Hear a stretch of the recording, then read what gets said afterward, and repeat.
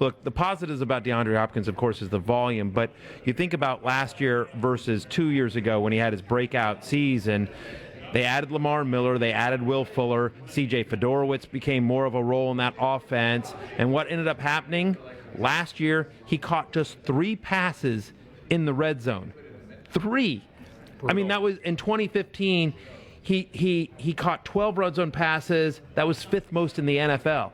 He was 5th on his team in red zone passes. I mean, there were 4 other Texans that had more red zone catches than DeAndre Hopkins last year. We don't know what kind of quarterback Tom Savage or Deshaun Watson is going to be for DeAndre Hopkins. We have a very small sample size of Savage and Hopkins, and I personally think it'll be Watson under center for week 1. Look, Hopkins is a talented guy, but I just don't know that we can count on the red zone volume. I think there's no way he's worse than he was last year, but I don't know if he gets all the way back to what he was in 2015. Yeah, I think he'll fall somewhere in the middle, and you talked about that. The thought is the quarterback situation cannot possibly be worse than Brock Osweiler, but you look at rate stats, you look at yards per attempt, catch rate, off-target rate.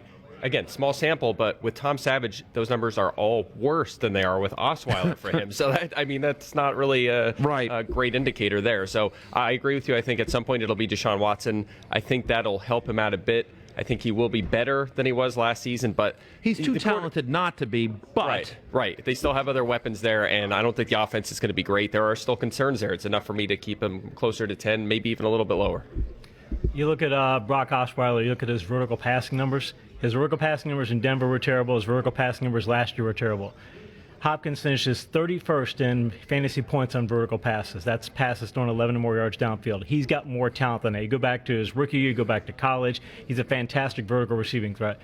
Whether or not Savage is that much better, I don't think he's bottom of the league, and haven't seen Watson, a lot of tape on Watson. I know he's a much better vertical passer. So he's going to go from bottom of the league vertical passing to, even if it's mediocre, it's a huge step up, and it can bump him up. I've got him 16 right now among wide receivers, and even considering putting him higher.